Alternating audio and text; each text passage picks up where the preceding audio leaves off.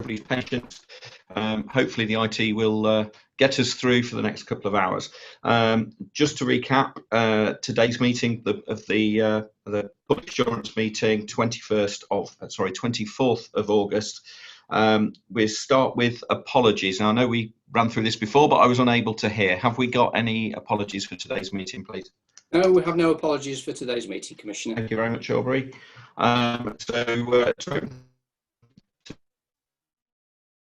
Just to say welcome to everybody. We will sort of run down the list of people that are attending the meeting. Are you going to take us through that, Aubrey? Yep, I can do that. So there's myself, Aubrey Williams. I'm responsible for research and performance for the Commissioner. And next is Malcolm Birch, the Chief Executive for the Police and Crime Commissioner. There's Bill Skelly, Chief Constable, Lincolnshire Police. Andrew White, Assistant Chief Officer for Lincolnshire Police. Jason Harwin, Deputy Chief Constable for Lincolnshire Police. Stuart Tweedale, Deputy Police and Crime Commissioner. Julie Flint, Chief Financial Officer for the Commissioner. And Assistant Chief Constable Kerrin Wilson for Lincolnshire Police.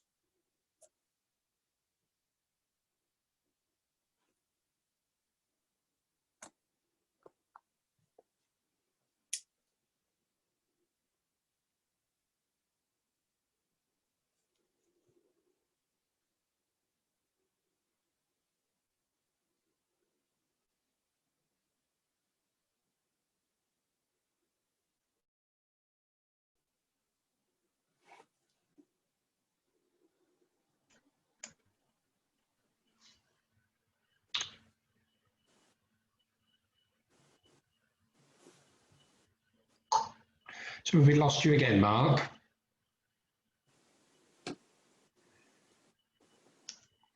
Okay, sorry again to everybody listening for that.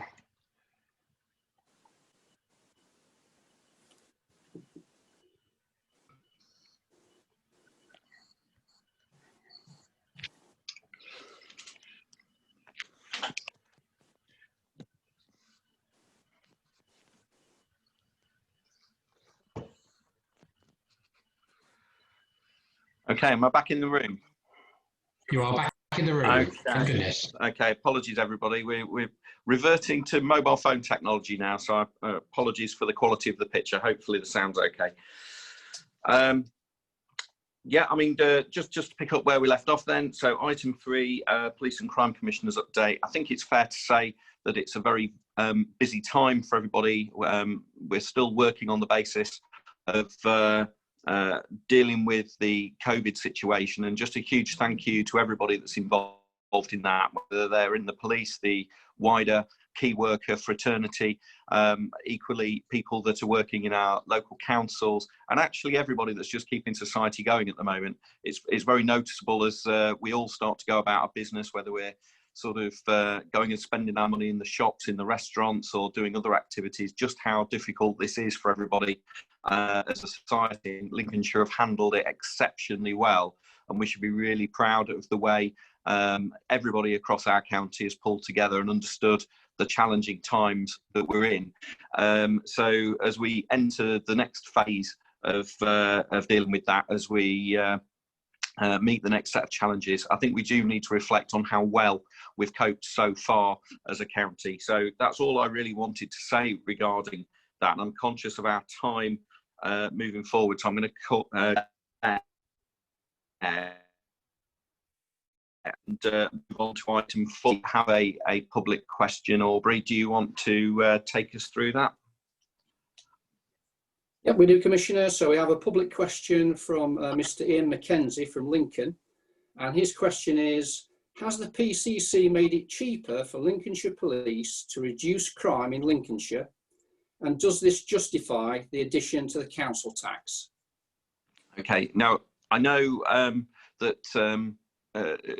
it's a good question and an important question, which is why we sort of put it to the meeting today. I mean, strictly speaking, today is about Lincolnshire Police rather than the PCC. So there was some consideration as to whether this question should be directed through the Police and Crime Panel so that can be answered by the PCC in that forum.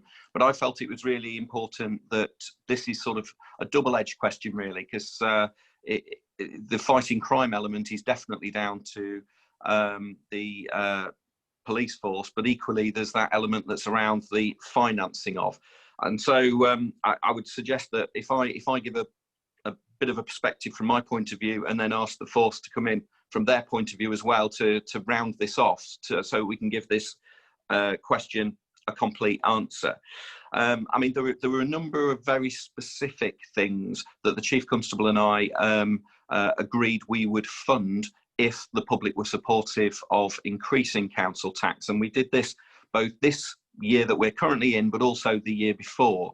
Currently, the number one priority is trying to expand the number of police officers serving across the county so that we can ensure that all of our communities get the service that they deserve, and equally that the people working in Lincolnshire Police have the number of colleagues that they need to be able to deliver the best service that they want to provide to the public. So it's excellent news that this year we will be providing the funding for the Chief to be able to recruit 120 officers, which certainly in recent years is an unheard of number for Lincolnshire Police.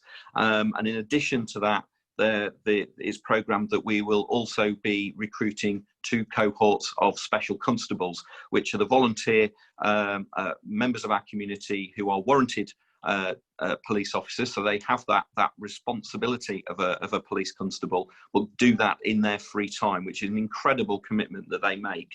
The second element that we agreed on was around making our roads in Lincolnshire more hostile to criminals, people that want to travel to our community to actually commit crime upon residents who live across the county.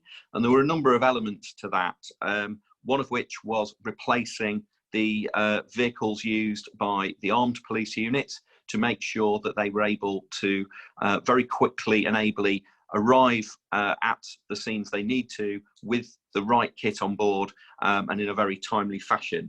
The force has been working hard to develop a new strategy around roads policing, which equally we're very keen to pursue for the same reason. And equally, there was an element around uplifting certain specialist units within the police. So it was good to be able to provide the funding to the Chief for him to be able to do that. And that included increasing our capability around dog units, especially introducing the digital dogs who are able to sniff out electrical devices, which is hugely important in this day and age. And also look to expand the economic crime unit, which actively goes after criminals to remove their assets and their finances. Removing that ability for them to profit from their crime is hugely important. Another area we look to expand was around the cadet corps. There's currently 124 cadets in 7 corps around the county, and currently being recruited are another 38 recruits to that.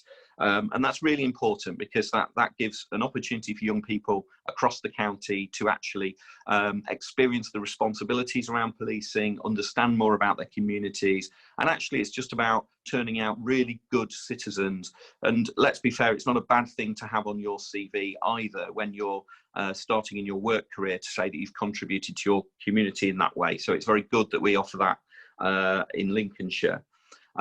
Specials, as I mentioned, was something that we've got into the recruitment programme. Just to put this in perspective, currently there are around 120 specials with a further 20 in training. And in the last 12 months, they've offered 49,000 hours of support to frontline policing in Lincolnshire. I mean, a huge thank you to them. They're volunteers. They're people that are giving up their time to support our community. So we're looking to support the existing cohort of specials to make sure that we're looking after them, but equally looking to expand that. We committed to actually improving the system that enables people to contact the police around 101, and that work is well underway with a new command and control system. It will be very much a cutting-edge system, the first cloud-based system in the country. So it will really put Lincolnshire at the forefront of what any force is doing in the country. And we want to make sure that works well, to make sure that our communities can contact the police in a way that suits them. And finally, just providing the right tools to do the job. We've brought in millions of pounds of additional funding from the Police and Crime Commissioner's Office. This is often either special grant funding that we've worked with the force to actually bid from government for.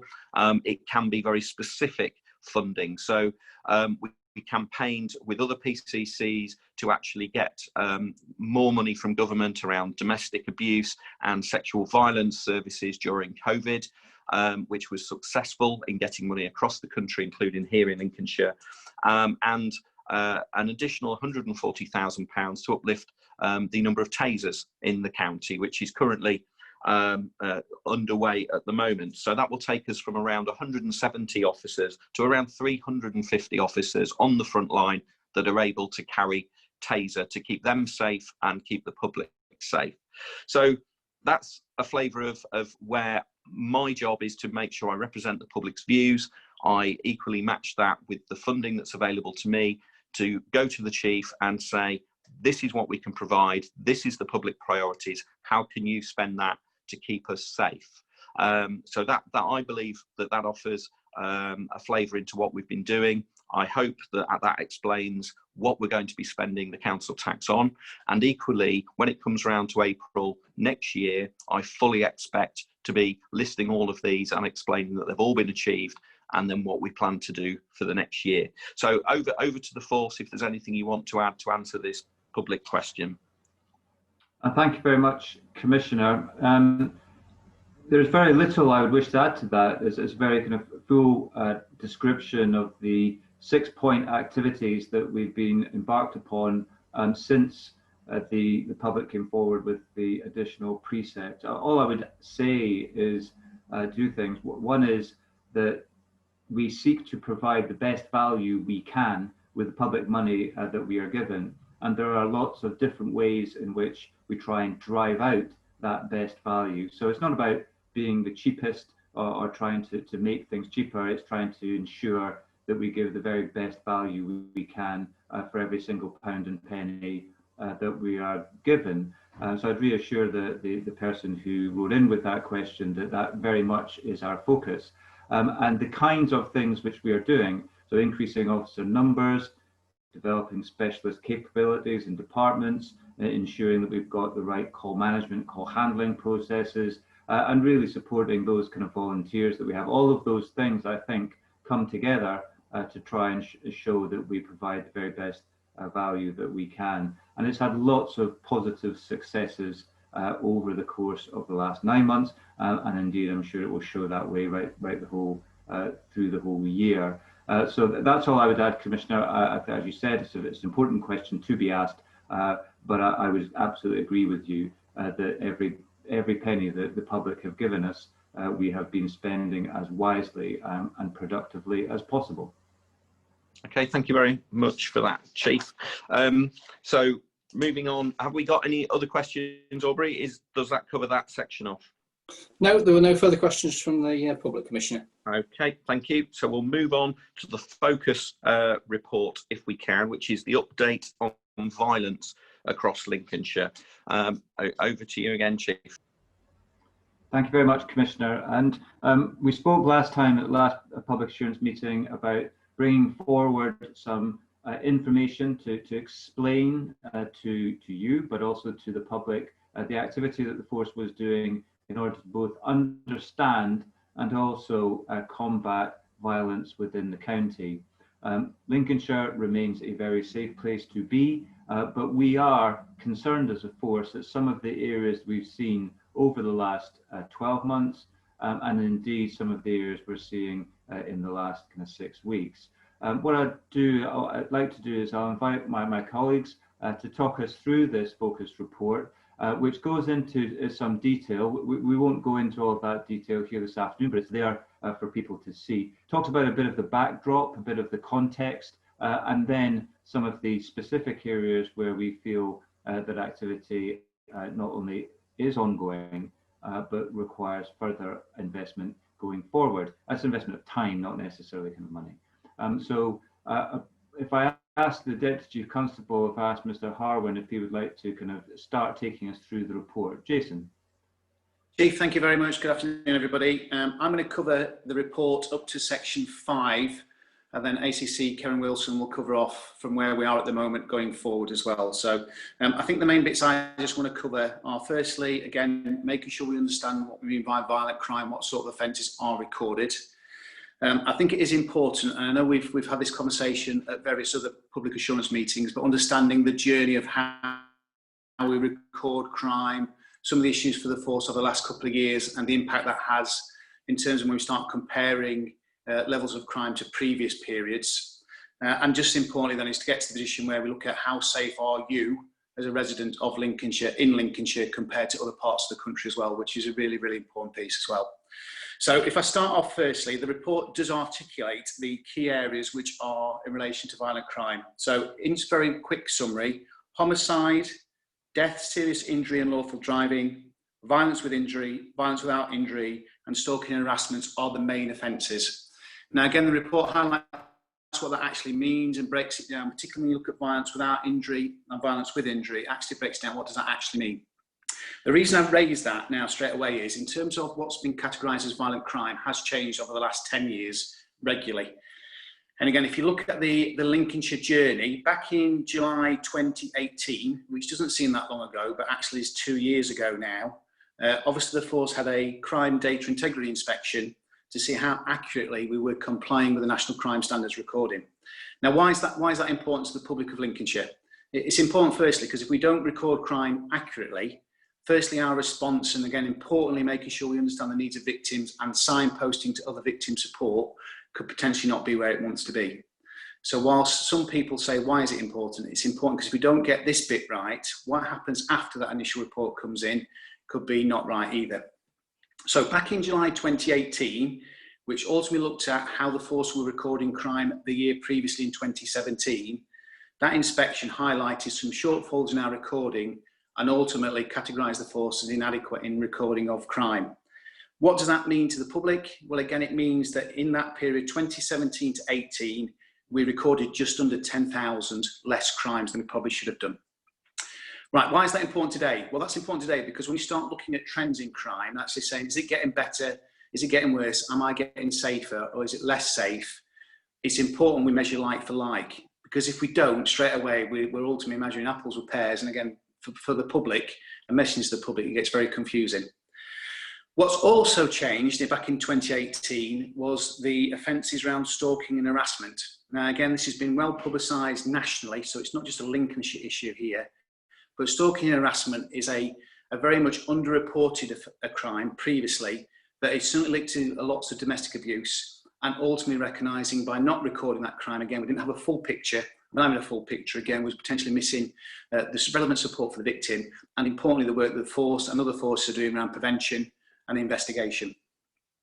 What that meant in 2018 was that in relation to stalking and harassment, previously, if another offence was committed and stalking and harassment was also committed that same offence, we only had to record one offence.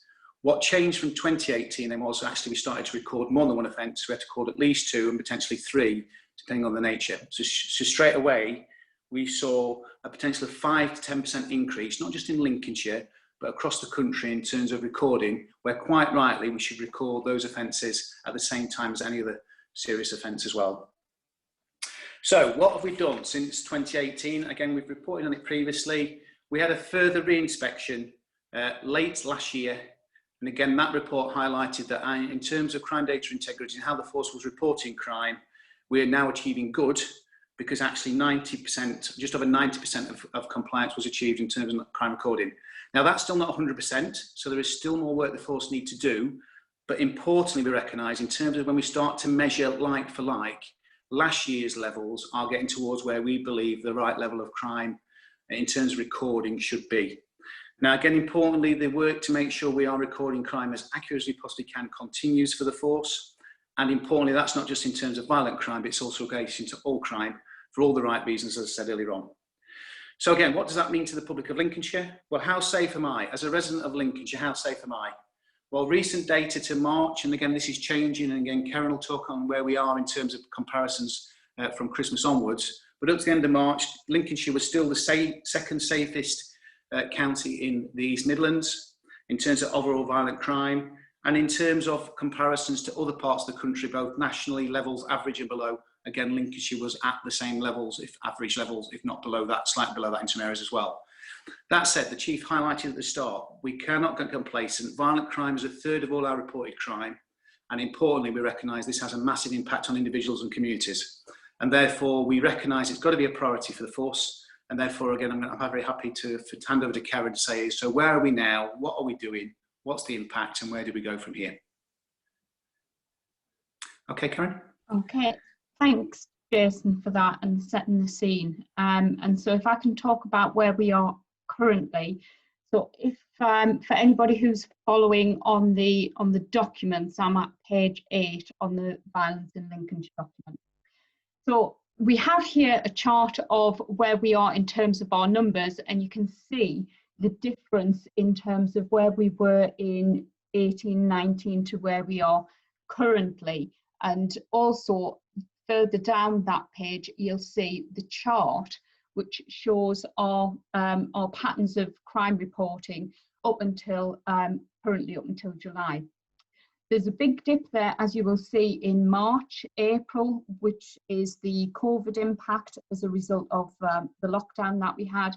But what I can take you back to is to November 19, and prior to March, on that pattern, we did start and see some quite significant changes to our violent crime in the county.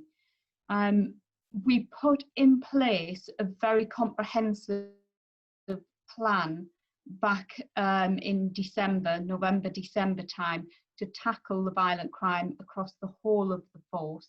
So we'd have a whole force approach to how we were delivering on this. And we were seeing some major positive impacts along that. However, coming out of lockdown, we've seen that spike increase quite steeply, which we had been anticipating, and I'll come on to some of those reasons why in a second. So if we look at the violence with injury offences, what we see here is that's almost 30% of our overall violent crime, equating to around about 6,000. And there's a couple of patterns which I'll pick up here. The violent without injury is around about 40% of overall violent crime, just over 8,000 offences. And the stalking and harassment, which DCC Harwin mentioned, which would not have previously been recorded as separate offences, equates for about 7,000 of our offences, which is 34% of the overall crime. The big takeaways for me on this are that the domestic abuse related violence equates for 20% of our violence with injury, and that tends to be happening inside people's homes. The stalking and harassment equates to 45% of our overall crimes which are domestic related. So for us, that is a big area of impact that we need to have, and we can't do that alone, but we need to do that with partners. So domestic abuse related violence is quite worrying. The other thing that we've concentrated on this report is the victim declines and the outcomes that we have for which show how effective we are at investigating this. And victim declines to prosecute is there for a number of different reasons. Victim might not be supportive, they may well have changed their mind, or they might never have wanted to support a prosecution, even from ringing the police right from the outset. For us, there's some big numbers there in terms of the numbers of crimes that are reported to us that we don't get to investigate and take all the way through the criminal justice process. So violence without injury and stalking and harassment are over 50% in all of those, which is quite a worry. So to address all of that, I brought together a group across all of the different partners, all of the different departments within the force, and set out some key objectives. So the approach was to minimise the risk of harm to our communities in Lincolnshire because of violent crime. We also wanted to make sure that the confidence of our communities is not eroded through those increases in violence, and that you still feel confident to be able to contact us, and that we will deal with it to the best of our ability. Also, to ensure that the outcomes for victims are achieved, both whether they go through the court processes or out of court disposals, and also to develop some early interventions and prevention approaches to violence where it's appropriate. And in order to do all of this, we need to engage with partners to help reduce the harm in our communities. There was 5 key areas around that plan that we looked at having some real key focus on, and that was around domestic abuse, the nighttime economy, which are your pubs and clubs, drugs and county lines, which has a massive impact on violence, and working with children and young people, and also improving outcomes. There's a number of different initiatives which we've done around the domestic abuse.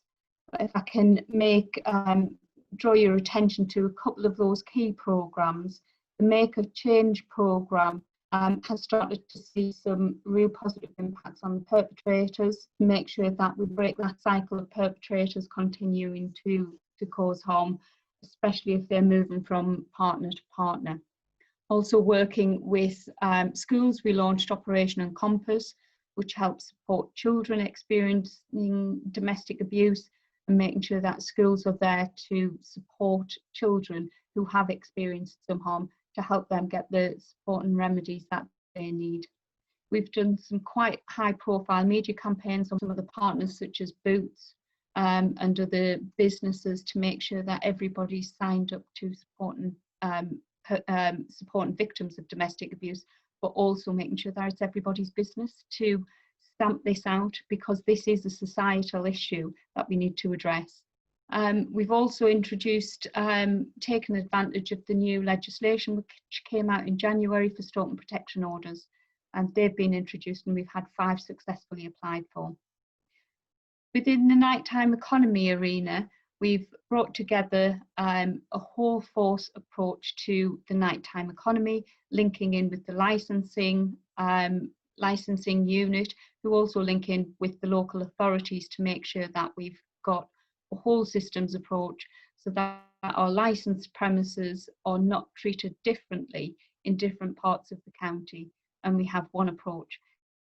This was particularly relevant during July, when the operation to police the nighttime economy became very prevalent as some of the restrictions were lifted.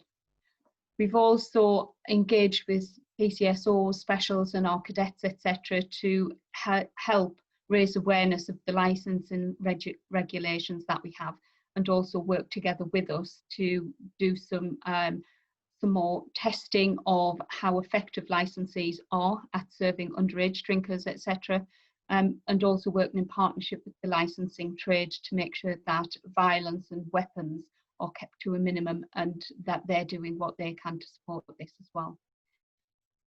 Drugs and county lines is a big issue for us. We do attract, because of the rurality of our force and the boundaries that we have with other force areas, we do attract people coming into this county and taking up residence and focusing on vulnerable individuals, and using the county lines methodology to further their criminality.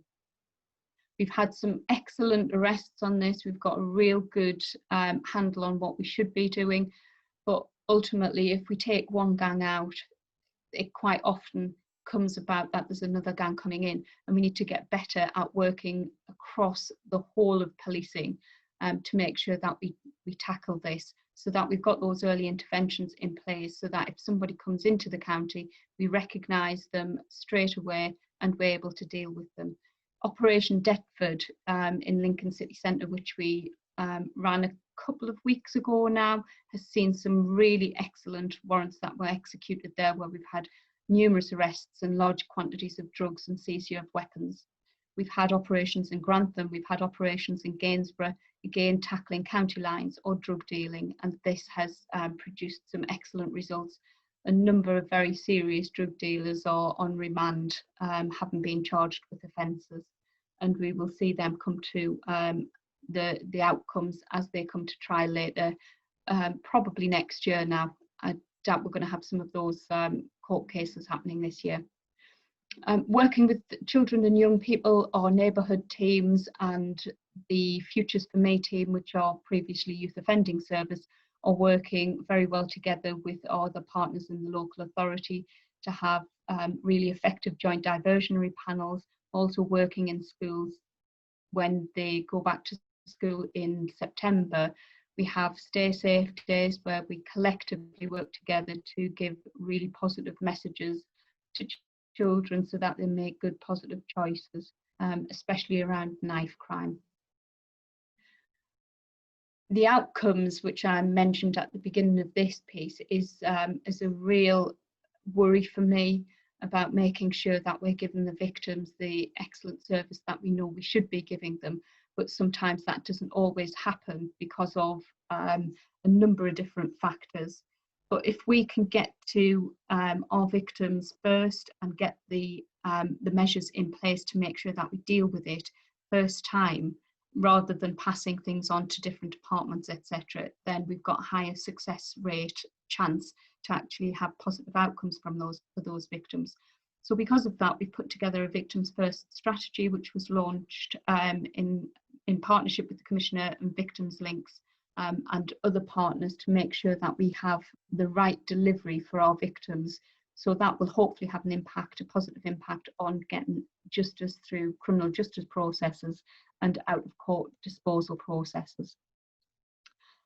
And that has brought us to the end of the report itself. But if I could just give you a couple of highlights about what we are trying to do for the next period going forward. The group has paused over the COVID period. We've brought the book back together again. Operation Raptor is going to be rolled out on the east of the county in the next few weeks. We've got quite a high profile media campaign, and we're also ensuring that we're connected to the violent crime reduction units across the county and learning best practice from them.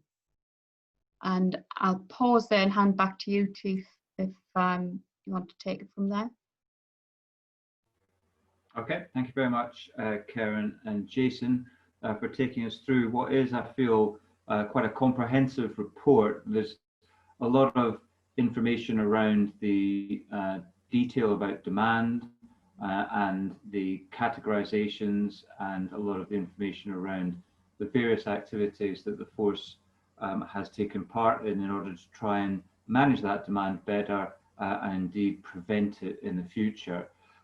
It is an area that is quite understandably of focus for us, so we absolutely welcome the opportunity to discuss it and to go into the work that the force is doing.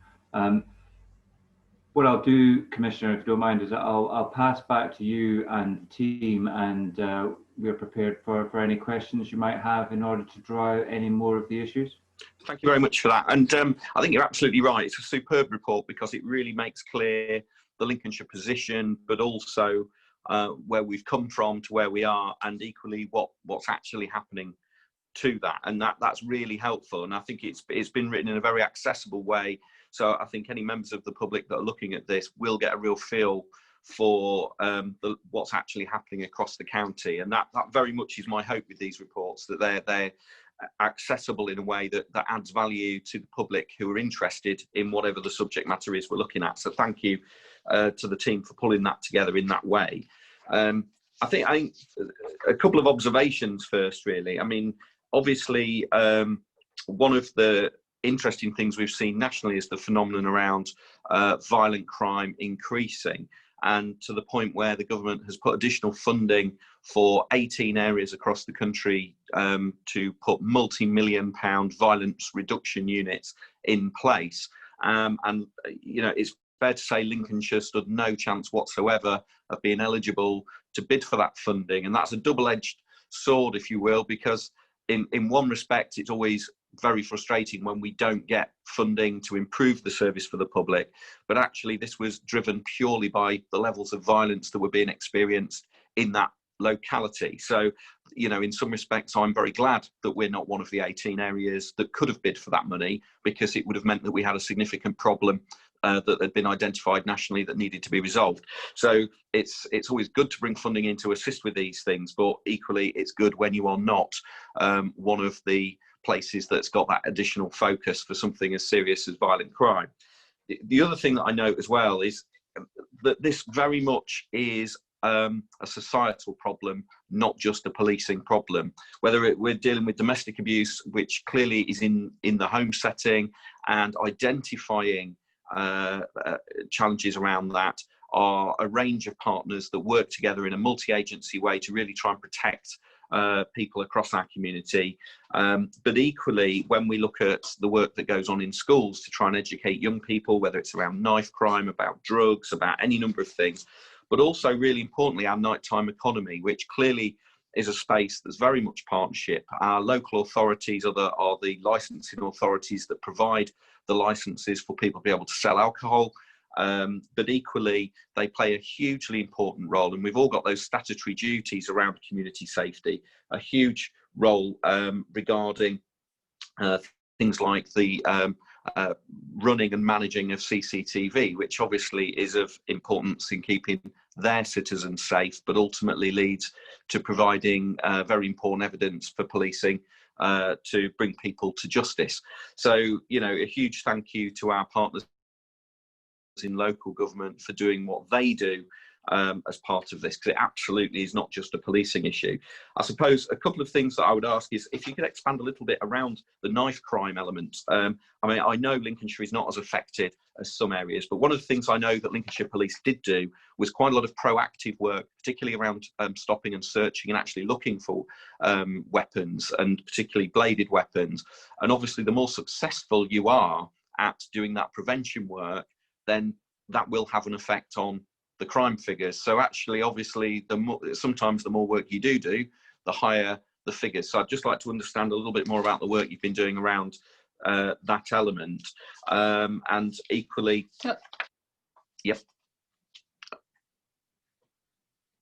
Yeah, over to you, So Karen. in relation to the knife crime, we've, as I mentioned, a number of the operations that we took and warrants that we executed across Grantham, Lincoln, Gainsborough and elsewhere. We have seen a number of offences reported, so knife crime's gone up by about 12%. However, the stop and search figures have gone down in terms of the number of possession offences. So we've done a huge amount more stop searches, but we're not finding people on the streets with knives.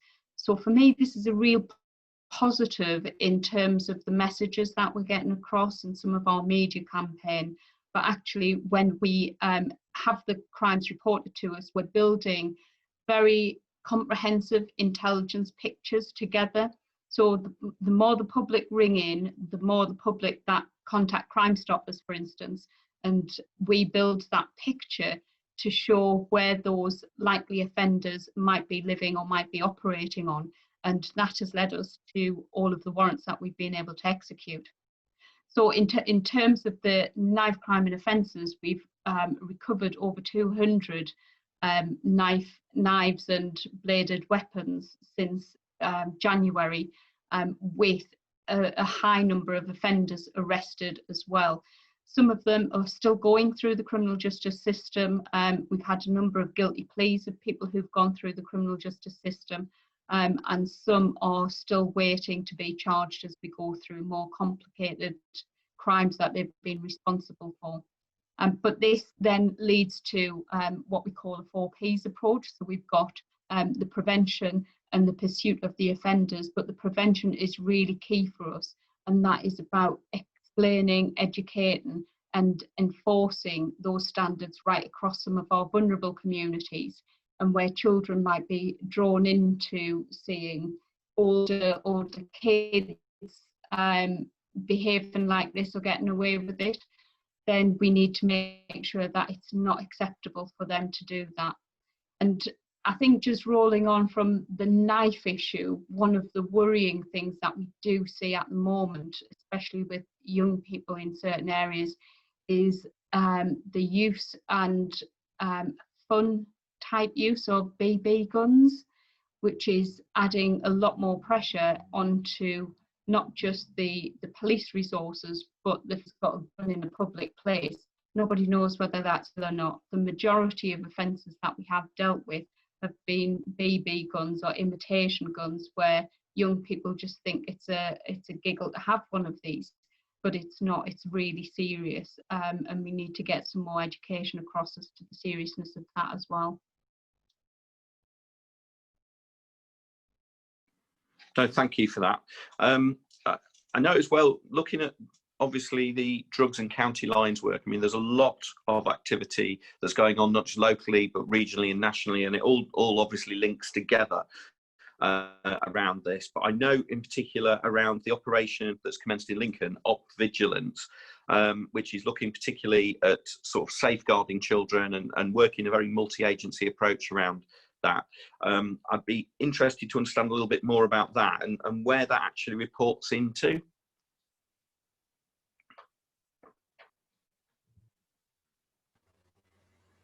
Okay, thank you, Commissioner. Sorry. I'm not sure, obviously that Jason is one of the kind of national leads when it comes to some of the kind of drug activity and can talk on some of the wider aspects, but the specific question on where that reports into, I suspect that's more through Karen's route and through a kind of head of crime.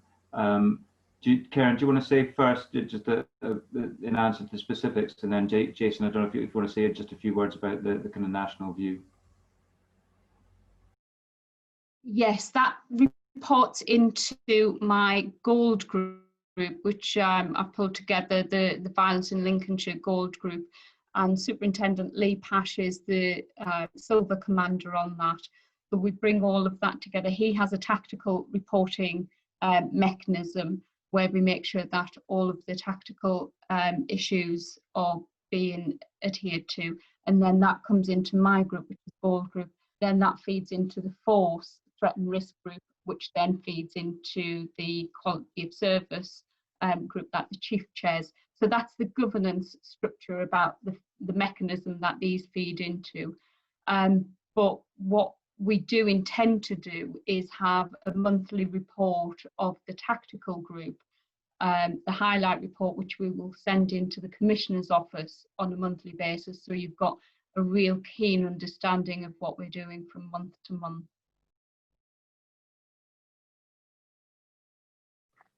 Okay, just before Jason comes in on that, I'm just interested, because it is a multi-agency approach, which makes very great sense with that.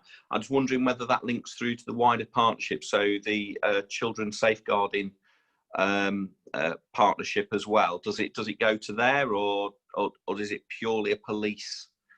Obviously, that's the police governance you've described, but does it fit into that wider piece? Do you know? If not, we can obviously come back to that offline.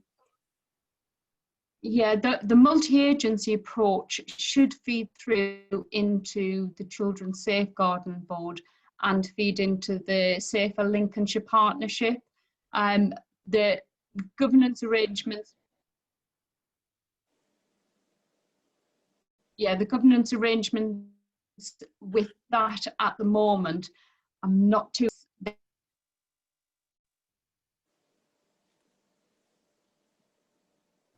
You're breaking up slightly, Karen, I think.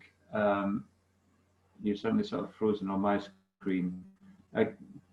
Jason, do you want to just say a few words about, so what we have done is we've been speaking to the local authority about reviewing some of those governance arrangements, but I think, Jason, we pass on to you. Yeah, just finishing that last bit off from Karen. Obviously, the Public Protection Board, which you know OPC on Malcolm usually sits on that. That's where it brings it all together, Commissioner, in terms of some of the wider connectivity. Because let's be honest, that's not just about children, is it? It's around exploitation of adults as well, where you look at cuckooing and everything else. So just give you the assurance around that connectivity, and that's the reason why ultimately, in terms of the Public Protection Board, substance misuse is seen as a key priority area for the county to deliver against in the next 12 months. Just very briefly, because you know I can talk a long time about drugs, so I'm not going to spend all the rest of the afternoon about it, but just the importance of it. As Karen's touched on there, violent crime is shown to be linked to at least 50% of drug-related offences, where either the victim is taking drugs, the offender's taking drugs, or ultimately the violence is being used as a result of drug involvement, whether that be paying for a debt or not paying debts. The key bit, again, goes into our approach locally, which is being done nationally, where it's about that whole system approach. So again, nationally, there is 4 areas in the country that will start and have started what's called Project Adder. Project Adder is a cross-department government initiative linked to the systems review of drugs, where ultimately we're bringing both police, Public Health England, treatment services, the actual service users together with the wider Ministry of Justice to make sure we connect up both in terms of diversion, i.e. we get people in treatment quickly, but that treatment exists as part of Project Adder, which in some areas it's not where it needs to be at the moment, all the way through to making sure we connect up with NCA, border forces to do the higher level, middle to high market and address the issues of stuff getting into the country and obviously distribution. We can't be naive enough to think in Lincolnshire we're not seeing some of that, because we are, particularly around cannabis production, some of the issues that we're facing around serious and organised crime. And again, there's been some good results which Karen's touched on locally, but ultimately we need to connect our systems up with the NCA and the wider law enforcement services to make sure, again, we're ideally stopping it getting into the county. If it does get into the county, we identify it early and address it. The important bit is for Project Adder, it's ultimately, we've secured £28 million from the CSR bid to make sure that is then targeted to within 4 areas with a view to doing some evidence-based review to therefore cascade it across the rest of the country. Again, importantly for us, we are influencing that conversation. We've influenced a bit of committing resources, both from money and public health resources.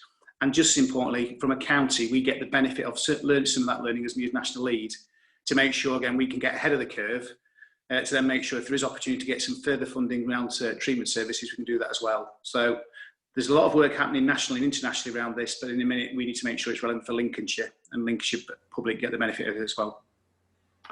Thank you, Jason. And the sort of final point for me, Commissioner, is that as you'll be aware, we have for some time as a force invested in seconding officers to the County Council, and we recently carried out a recruitment process and a promotion process, and we now have the Assistant Director role with Dive Coulson, Chief Superintendent Coulson, now appointed into that position, and we will absolutely be ensuring that the integrated kind of multi-agency approach that you've highlighted is one that through that position we're able to kind of leverage as much influence on these issues as possible.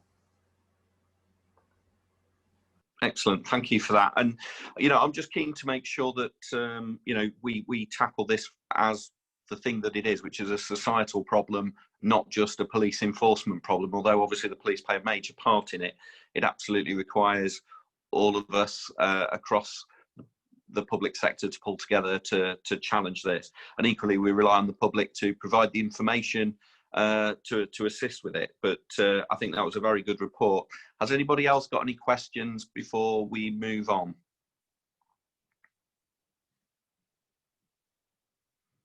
No, I'm going to assume everybody's content with that. So thank you very much for that report. And as we've said, that is in the public domain, so people can look at that in slow time. Moving on to item 6, the integrated performance report. And thank you very much, Commissioner. What I will do is go to the summary pages, which are described as the Chief Constable's commentary on each of the sections that are within the report. The first of those is on page 10 of the report and is my commentary in relation to demand and crime.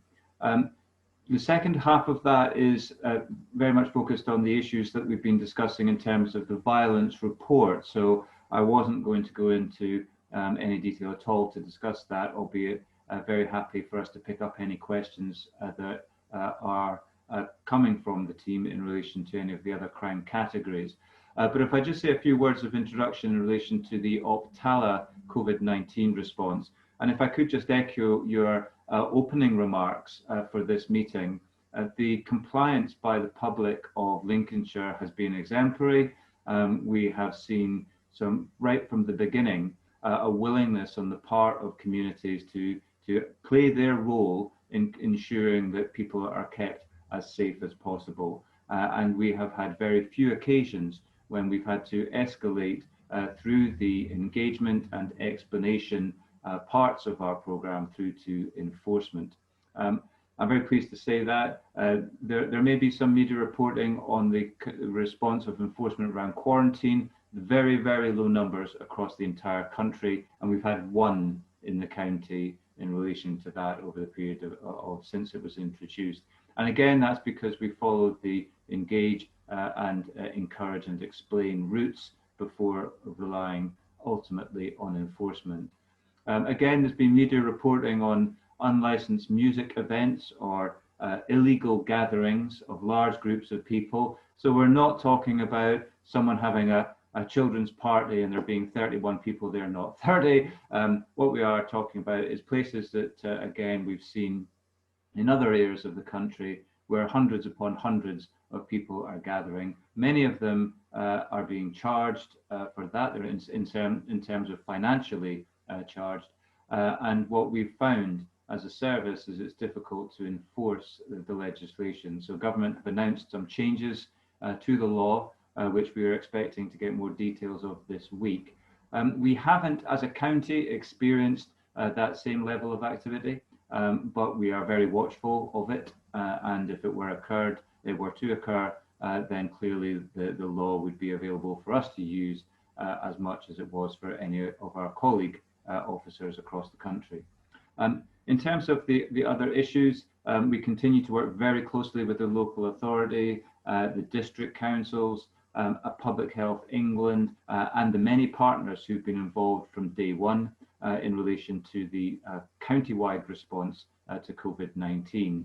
And that ensures that we're all very well placed to understand if we see spikes in transmission rates in particular areas, then we can respond appropriately. As it stands at the moment, we don't feel that that's something that is immediately going to happen within the area, but we're very close. Again, media reporting of issues in Northamptonshire, in Leicestershire, and in other parts which are fairly close to our county, which suggests that there's always the possibility that some additional action might be required here. And when the schools return, that clearly will be one of the big areas which may influence transmission rates.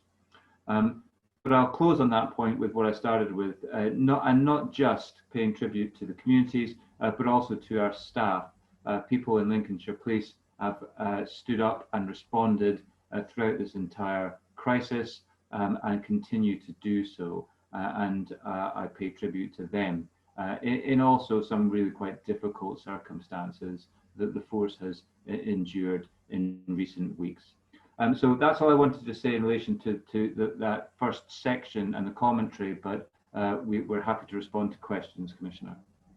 Okay, thank you for that. And really a couple of observations. I mean, with the section, the report that we have, which again, very comprehensive on COVID specifically, the one area that is always concerning is when we read of assaults on emergency workers and seeing that, you know, around 70 assaults on officers, specifically mentioning where people were trying to spit, cough or breathe the virus over officers is totally abhorrent and unacceptable, as I know you very much support officers if they are assaulted. But I think the public at large would be totally behind what we're saying there, that is totally unacceptable. And, you know, to have 70 incidents of that, I think is quite shocking, although it is very good news to read that to our knowledge, nobody has actually contracted the virus as a result of that action. And again, another area that I touched on before is around the contribution of special constables. And just as a reminder, they are people that carry those warranted powers, but are volunteers, members of our community, and they really stepped up to the mark during those peak COVID months through March, April and May, where we saw a combined total of 15,258 hours, which was an increase of 30% on the year before. Now, what I would say is that's an increase of 30%, but actually there were around 30 fewer special constables, because a lot of them had joined as regulars by that period of time. So we've got fewer specials and an additional 30% of hours being contributed. So, you know, that's a huge commitment from them, and a huge thank you to those members of our community for doing that. But yeah, if you want to continue on to the next section, Chief, I'm very happy. I've got no questions specifically on that section. Okay, thank you, Commissioner. The next summary page is at page 13, and is the demand response. There are two main parts to it. One is the call for service.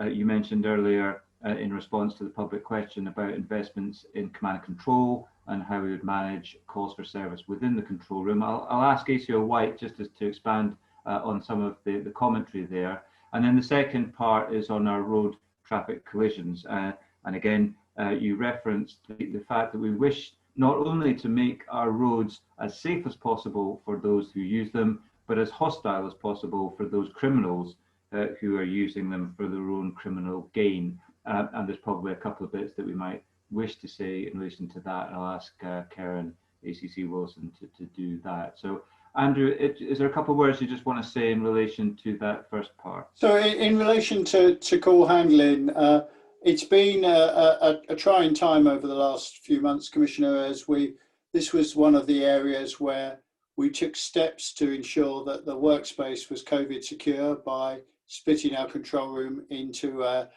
number of different sites. We've now moved them all back into a single location, but with some considerable additional safety work, including temperature checks and additional screening to ensure that staff can all work safely within that room.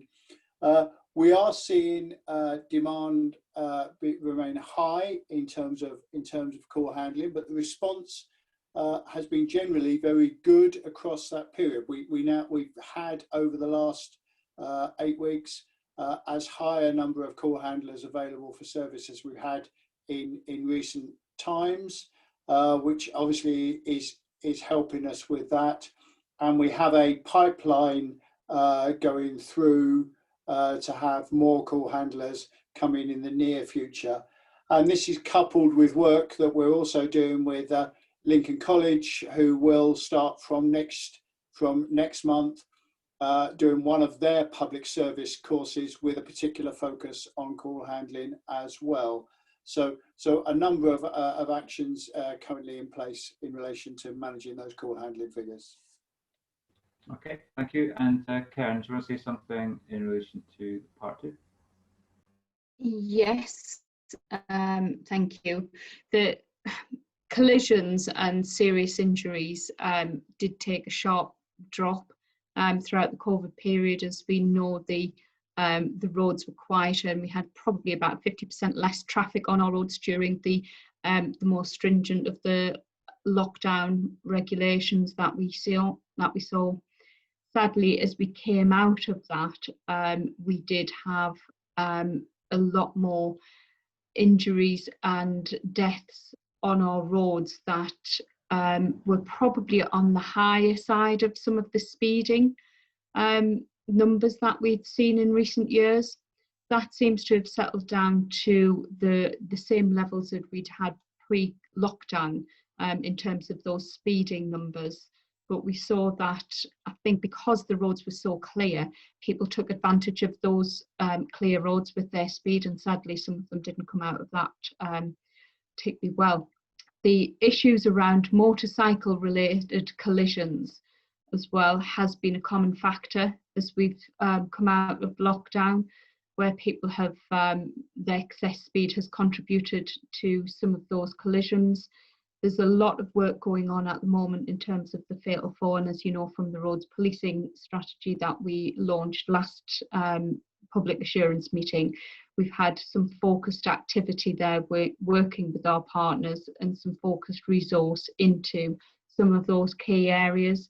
You'll have seen on Willingham Woods, for instance, there's been lots of engagement with people who go to those collective venues, but we've also seen a number of other car meets around the county, and we're making sure that we engage with people in those events as well, to make sure that we've got as much engagement and education that we can give across to all of the people who use our road network. There's also been quite a significant media campaign which we started about 2 months ago, and will continue on right throughout the year with bespoke campaigns for different types of events that happen on our roads, generally in a seasonal way. So that will continue on, and we will be looking to increase our resources next year as we get the benefits of the Uplift programme come through. Okay, thank you, Karen. Commissioner, do you have any questions on that section? Thank you. Mainly observations. I mean, the actual call handling times appear to be in a good place, and you know, I would like to think that with the investments that we're making in the systems and the people, that will continue to go the right way. I mean, we know that there's a certain seasonality to the volumes around there, which makes it very hard when you're planning from a workforce perspective. But equally, I think it's fair to say what 2 or 3 years ago where New Year's Eve levels of service are pretty much now standard levels of service. So it has changed dramatically. But you know, we're now that sort of 51% of non-emergency calls answered within 30 seconds is a very important number. And as much as, you know, if you're the one person that's taking the longest to be answered, then it largely doesn't matter to you that other people got through quickly. We do need to look at the whole picture, and actually to get over 50% answered in that very short space of time is a very good achievement. And I think it's that managing the peak demand and actually trying to work with the public so they understand better when your peak times are likely to be. As we know, this is a non-emergency number, so there will be times when potentially people could have called you 10 minutes earlier or 20 minutes later and avoided that very peak time. And equally working on systems to actually enable people to understand when others are ringing in the same incident. So as was alluded to, we know that we have collisions on our roads. Well, everybody carrying a mobile phone now, it's very good that the public then will call in incidents they see on the road, but it does mean potentially you suddenly get a significant increase in numbers of calls at the same time over a very similar incident. So I think it will be interesting to see the force approach to using the new technology that's coming online to actually manage some of those things, both to increase the figures as we have them, but also to face that future demand, because I don't think anybody's looking at the numbers and thinking we're going to get fewer calls in the near future. So I think that's really important. And certainly with the road traffic collisions, I think that is, again, it's a societal challenge in trying to get people to understand we all have a responsibility to protect ourselves and our fellow citizens on the road. And certainly the number of car meets, bike meets, etc., we've seen, I'm getting correspondence around the response from the force to actually interact with people in those events and actually try and keep them safe has been very, very good. It's really about now trying to get ahead of some of these fatalities and actually try and reduce them. But I accept that there's only so much the police can do in that space, but we do need to try and think of some strategies as we look to the road safety partnership and say, well, what can we collectively as partners do to try and keep people safe on Lincolnshire's roads? So not so much questions really, because I know that the call handling times are something that we've discussed at some length, so I don't really want to go over them yet again in the same way, but I think it's just a picture that we want to keep our eye on and see what changes happen as we move forward. Thank you, Commissioner. And yeah, it's just to echo that there are further plans that will see many of the things that you've referred to, come to fruition. So the ability for members of the public to know when we are experiencing peak demand, to be able to see that either through the internet or through other kind of social media means, as well as the ways in which we can manage the calls as they are going through the force control room, as they're going through the room. So certainly more of that to come, and a lot of hard work's been taking place during the control room over the last kind of 6 months. So yes, we'll certainly keep reporting that through these meetings. If I go on to the next section, it's page 17 is the summary of the Chief Constable's commentary, and the two areas are safeguarding and forensic. Safeguarding covering our response to children and young people, to those who are in vulnerable situations, such as those suffering from the domestic abuse, persecution, but also in the area of mental health, which unfortunately we have seen increases in those who have called for our assistance because of crisis around mental health. And then forensics, I know, Commissioner, that we get reports from the regional forensics team regularly, which compare the activity across the region and which set out some of the issues, such as number of scenes attended, a number of positive identifications coming from those scenes. So there's a bit of commentary in the report today about Lincolnshire, specifically some of the forensics issues that we're facing. In terms of the safeguarding part, it's kind of shared amongst the executive, so I'm not sure who I go to first, whether I'm looking for either a show of a hand or a nod. Well, let's go to Jason. Jason, yes, you put your hand up first. You go first. I think for me, Chief, it links across the previous conversation regarding safeguarding can't be seen in isolation across whether it be age or profile. So the important bit here is the role of the Public Protection Board, obviously chaired by an independent chair, is really important for us, because actually it shows the connectivity and the whole system bit of working across the issues that we're facing.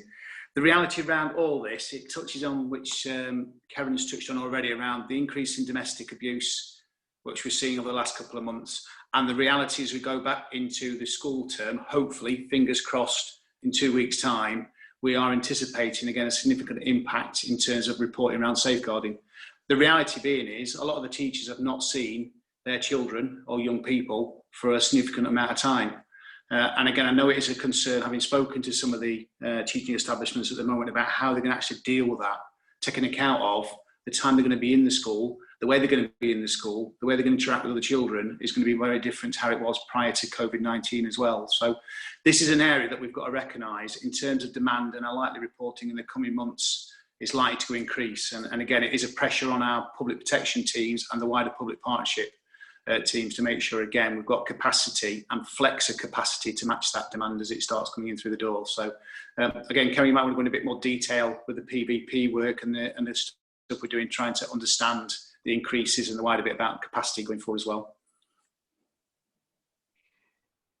Yes, thanks, Jason. In relation to the domestic abuse in particular, we have seen what we expected to see after we came out of lockdown, which is that significant rise in referrals that have come through. What is good to see, though, is that the high risk numbers of referrals have not come through. So we're comfortable that we haven't seen people who've been really seriously at risk and have been unable to contact us for whatever reason. So lots of the measures that we put in place during lockdown have worked to be able to reassure and give some respite to those people who are high risk. The numbers that have come through are largely around that standard risk, and they have we saw that with the charities who were having a high degree of calls coming through to them, but they were not crime related. A lot of those were initially around housing and benefits, etc. But having come out of that now, and the pressure that people have had within their homes has started to take its toll on the number of reports that have come through to us. Hopefully we'll be able to get through in the next few months and then get back onto an even keel in terms of what those numbers are, so that the people who've needed help, it's not an ongoing battle for them, but we'll put some interventions in place to make sure that that's not an ongoing battle. In relation to children and the Operation Encompass that we launched prior to COVID lockdown, what we did see with our partners was the connections that they continued throughout the lockdown period with children, even if they were just at home. So if they weren't coming into school, some vulnerable children and some children for key workers were able to go into school. Those who weren't, but they were still in that vulnerable category, the schools and were making contact with them to make sure that there was some safeguarding around them, which was really pleasing to see. And the in relation to just going back a step for the knife crime work with Op Vigilance, that reporting in terms of the partnership approach is through the multi-agency child exploitation group, which is the strategic MACE group, which is managed through the partnership of the Children's Safeguarding Board. If I can just touch on the forensics bit while I'm on, we've got a blip this month in terms of the numbers of DNA and ident hits that we would normally see, but this is a one-off. We're looking into that because the numbers of scenes that we've been to has not really diminished that much. It's just the hits and the positivity that's come out of that. So this could just be a one-off, but we'll keep a careful eye on that to make sure that there's no pattern there. And if there's something that we're missing, we will pick it up. Okay, thank you very much, both. Commissioner, any observations or questions on that section? Yeah, just a couple of things. I mean, I remain exceedingly concerned about the situation on mental health and the fact that the police are, in effect, acting as the frontline support for mental health work in far too many cases. And that is something that we've done a lot of work on over recent years, but it is something that I really want to drill down into following the meeting today.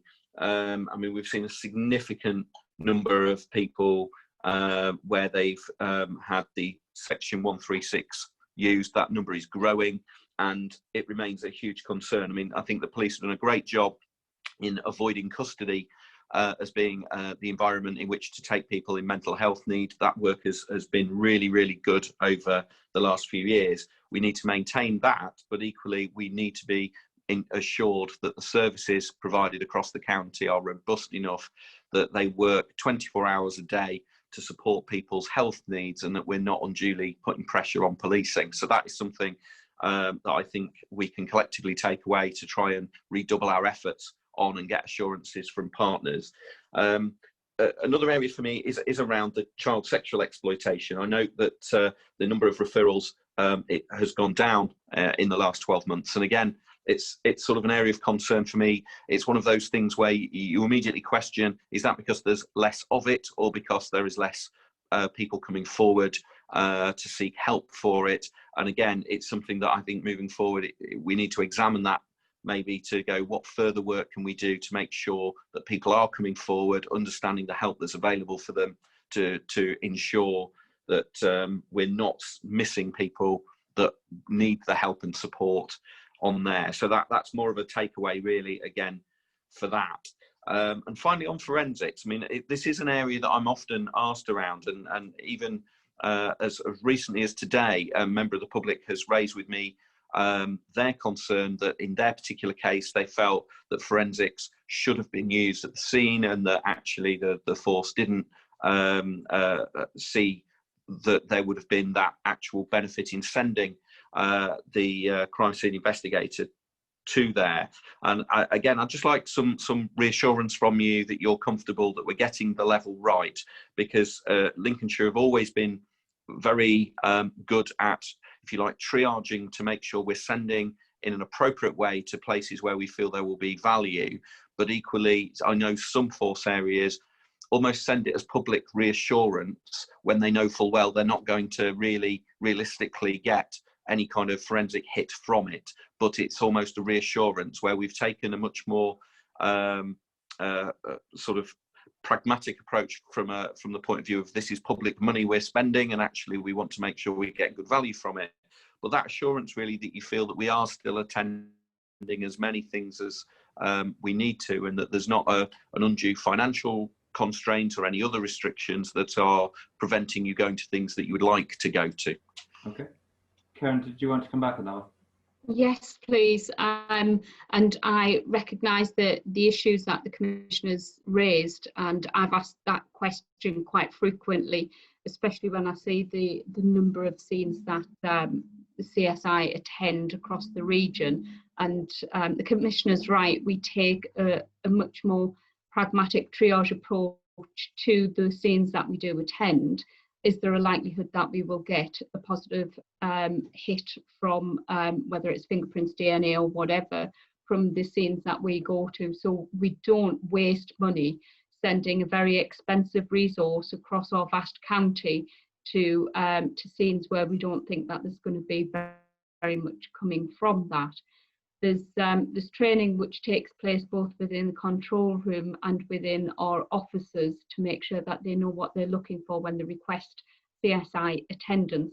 We've just refreshed that policy and put that out on our internal Crime Academy website, and refreshed that the policy is not just around serious crime, but also series of crimes. And we've had some incidents recently where we've had an individual who's been subjected to 9 very minor criminal damage type harassment offences. We've made sure that CSI go to those offences because that is a worrying series, and we will take as much time and effort that we can using all of the mechanisms that we have, forensics and other technical solutions to try and support that. But we wouldn't ordinarily send a CSI to every single low-level criminal damage across the county unless there was a different reason for doing so. So we very much take a threat, harm and risk approach to who we deploy and how we deploy our CSIs. It's not just for the more serious offences. Okay. Thank you, Karen. And I suppose it's one that, again, we will have a discussion after this in terms of the central point that you make, Commissioner. Have we got the balance right? That's something that we will have a kind of conversation around. And certainly the other 2 issues. Unfortunately, child sexual exploitation, particularly online, it's likely that it has continued at the same levels that it was before. It's just that we're less aware because there's been less reporting through some of the systems that the service uses with partners. So we're anticipating that we will see more of those reports come back through to us in the near future. And as you said, mental health crises is something that unfortunately the police service very often has to pick up the first point of contact.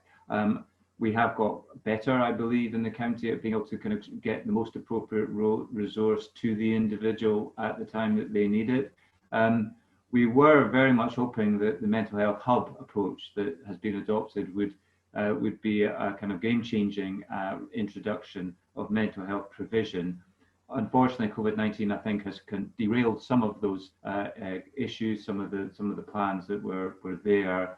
But it is one that we can anticipate that because of the pressures that COVID-19 has brought to households and to individuals, that there will be more people in more need of mental health support into the rest of this year and beyond. So we're very much trying to ensure that we are working with the relevant health sector agencies and the local authority to do that. But I would welcome any support and other interest you can bring to bear for that particular topic.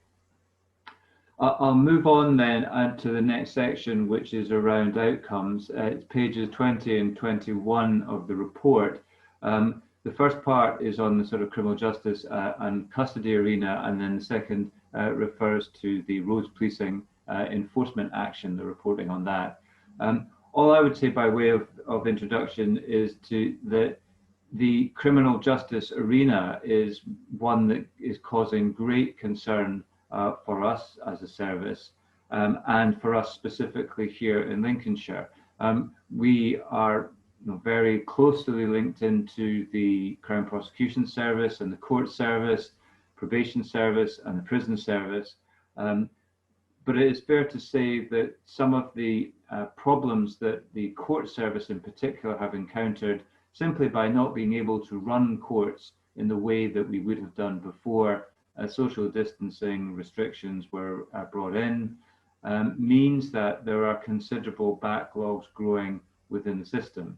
And a backlog, that means people, that means victims and witnesses and suspects and accused who will have to wait longer for their particular case to be heard. Now, we are very conscious of the fact that that will impact on outcomes, because the longer it takes for something to be resolved, very often the less likely it is to be resolved to the satisfaction of anyone within that particular kind of system. So we are in daily dialogue with our partner agencies around how we can work together to alleviate the pressure on the system, and it feels as if that this is an area which will be, once the health crisis has passed, the most important area that we need to work on in order to kind of, as we have said, put victims first in everything that we do. So we've kind of outlined in this month's report some of the areas that we've been working on, but I think it's fair to say that this is a huge piece of work for us, and is one that we will continue to kind of try and make sure that we push very hard with our colleagues in the other agencies to get everyone to do what they can. That's all I'll kind of say, and I might just sort of just pass immediately back to you, Commissioner, and if there's areas you want to expand on, then myself and colleagues will do so. Thank you, and I know we're both directly involved with the Regional Criminal Justice Board work to try and resolve some of this, not just in Lincolnshire but across the region, and we're both involved nationally with the performance portfolio, where we're looking at that overall performance of policing, and equally the huge element that is the criminal justice system to make it a success. So I know there's an awful lot of work going on there, and we continue to work with colleagues in the CJ system locally to try and see what we can do to improve things further and get things through courts as in a timely way as possible.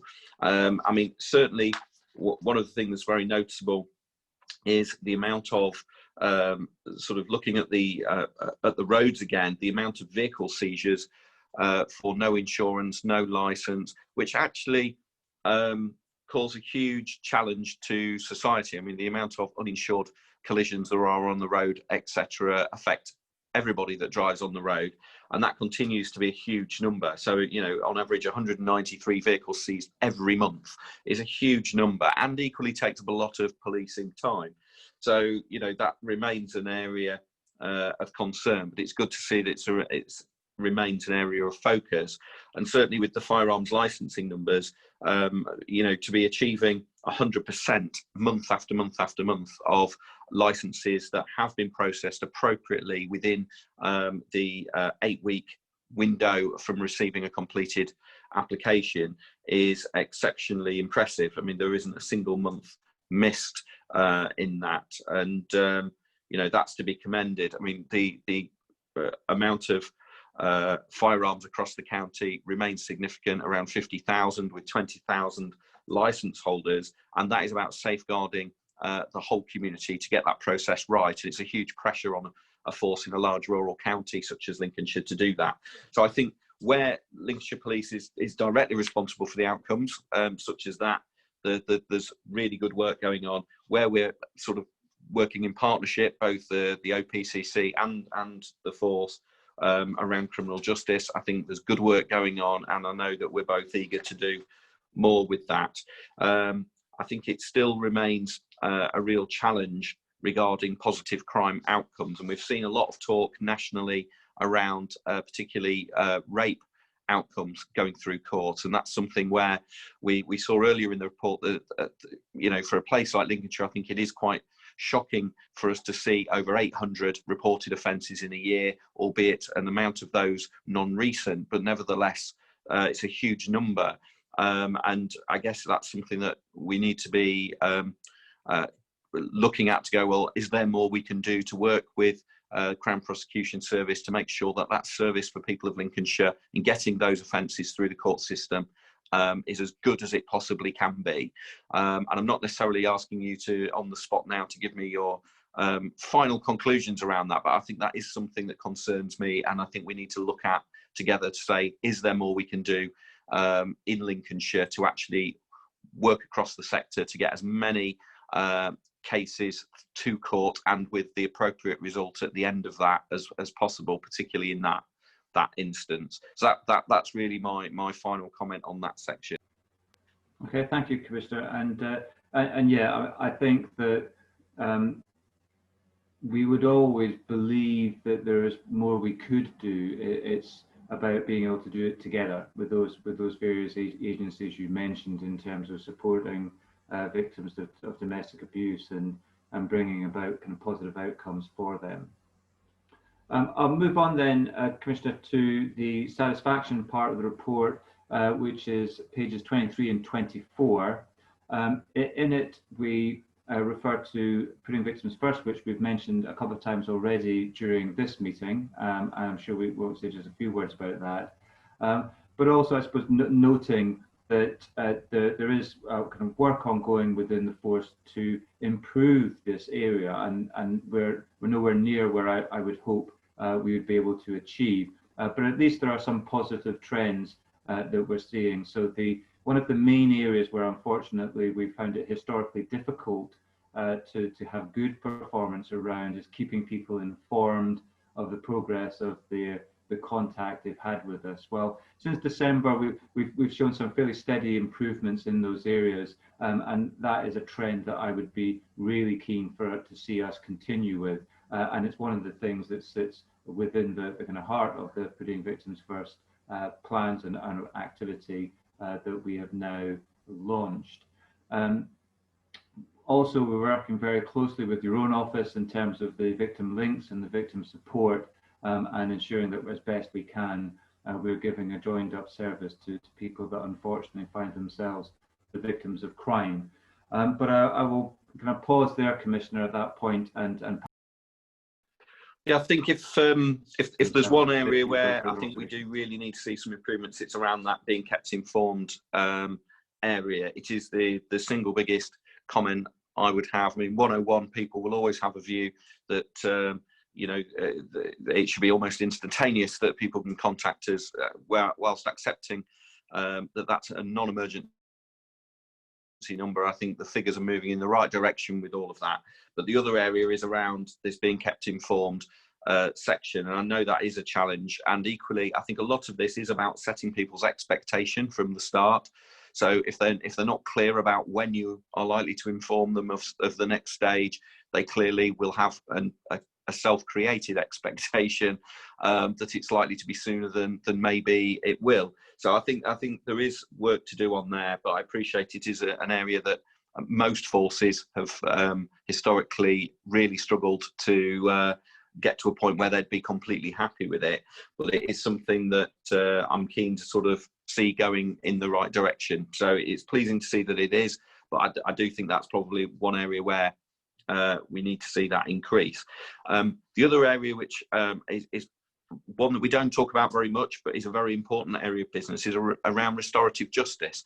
And it is one of those things where the numbers are usually quite low, but the outcomes can be really transformative for people that have been victims of crime, and equally, as an extension to that, people that have maybe been perpetrators of crime.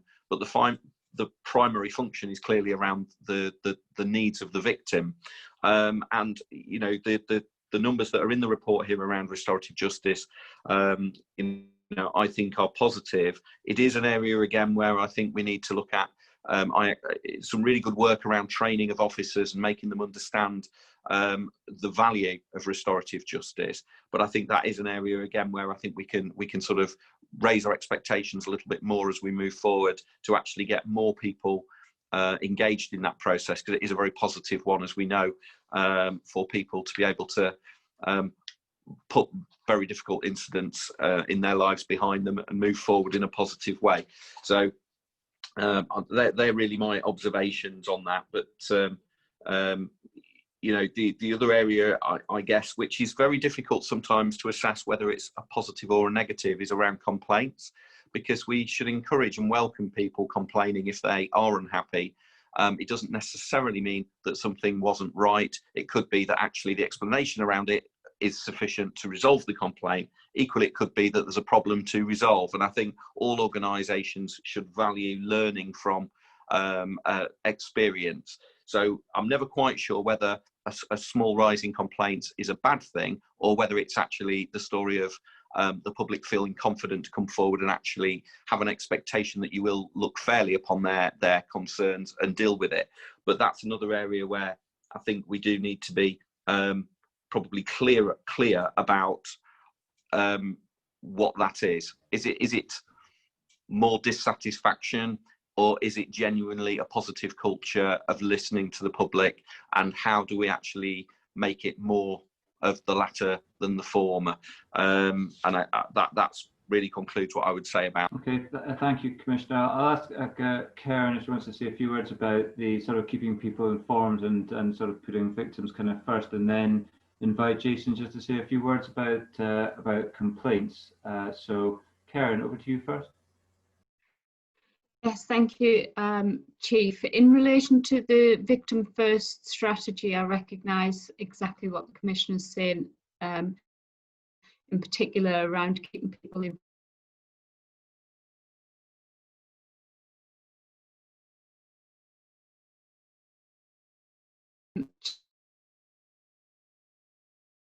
Particular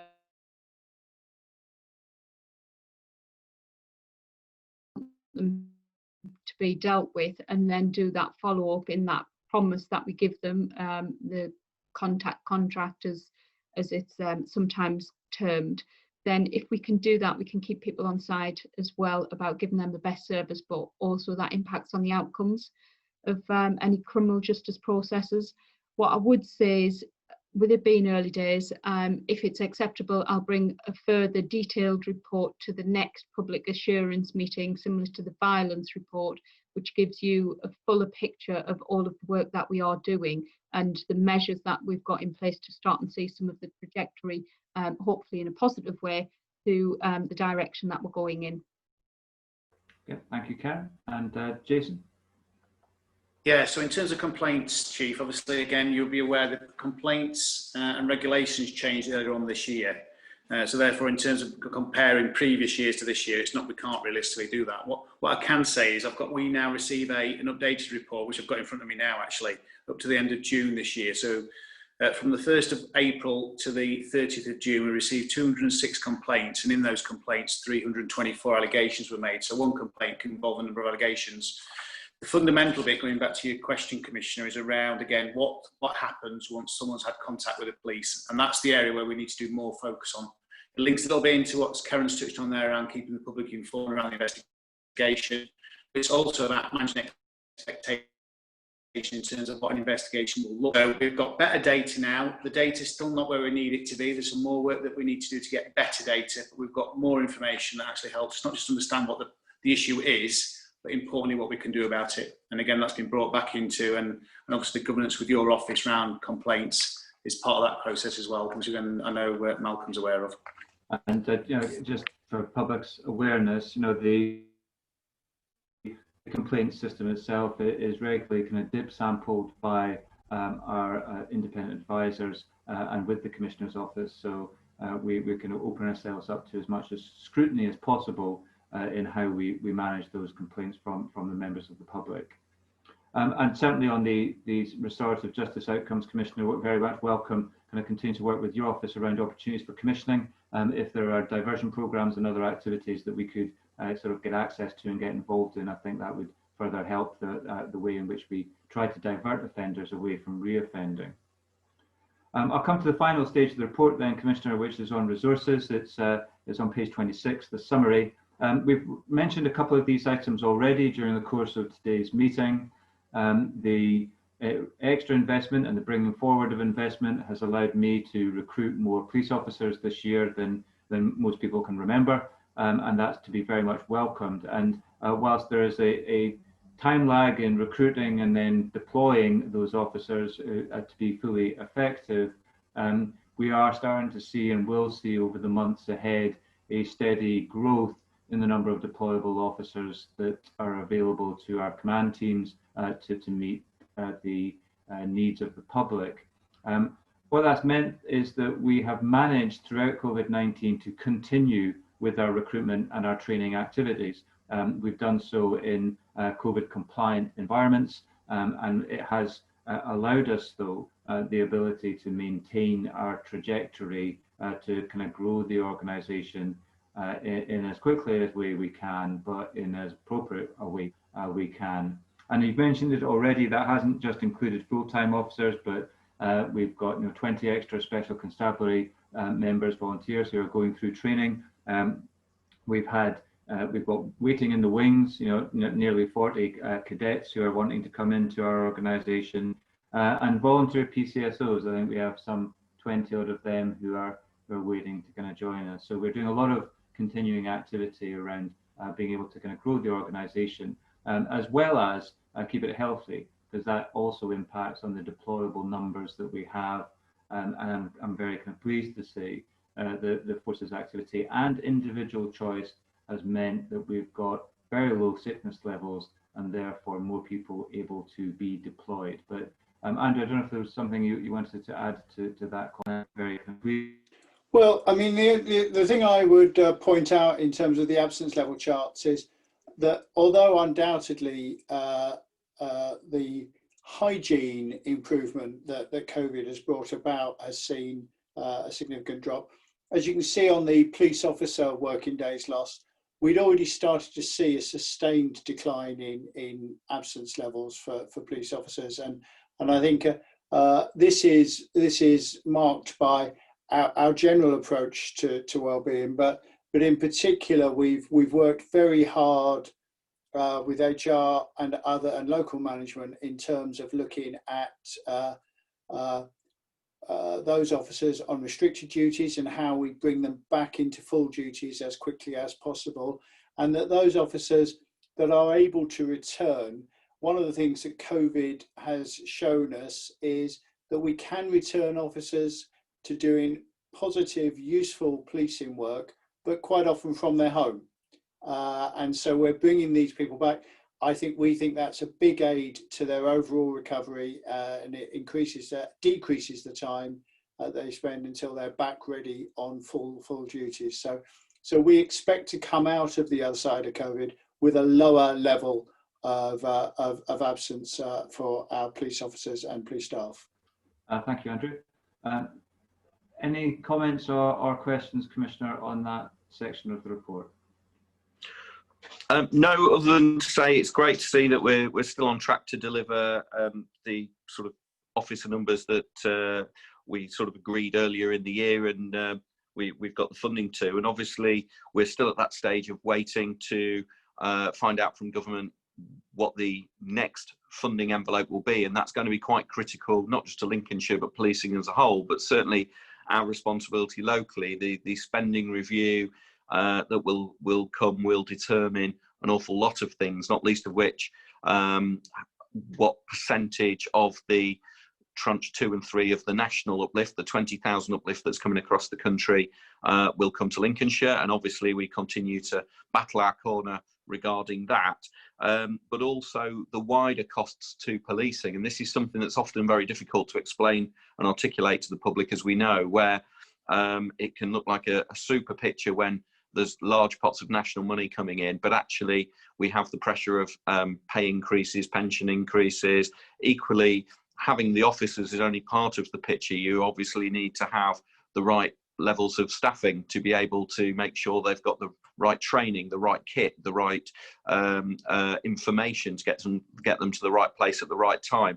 All of that has to be funded, and that is obviously where it becomes much more challenging, particularly where there's a national focus on one element, which at the moment is police officer numbers, as welcome as that is. So I think moving forward, our challenges around making sure that you have everything that you need to be able to deliver that across the police service remain a challenge.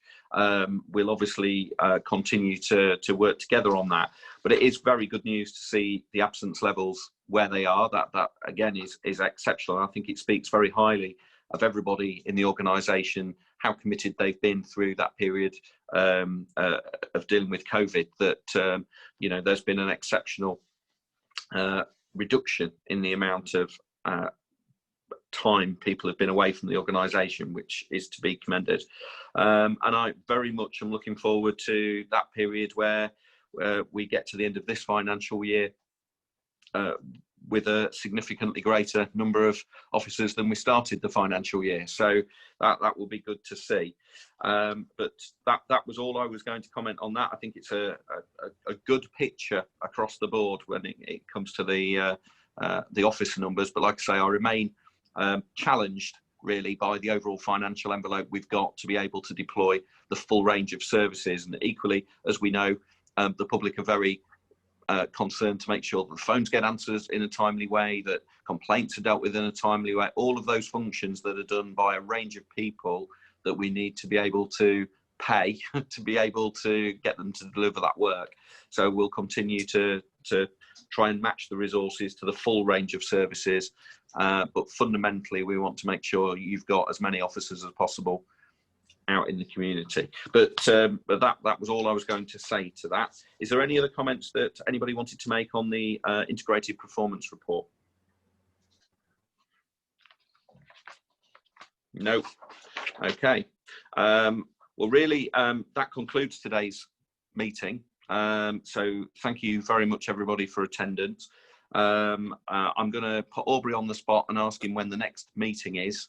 So hopefully he's got that information to hand. Yep, the next meeting Aubrey? is scheduled for the 30th of November, 2 till 4 p.m. in the afternoon. Wonderful. Shockingly, there will literally be, what's that, 3 weeks left until Christmas at that point in time. Won't that be nice? But thank you very much, everybody, for attending today. And that concludes today's meeting. Thank you.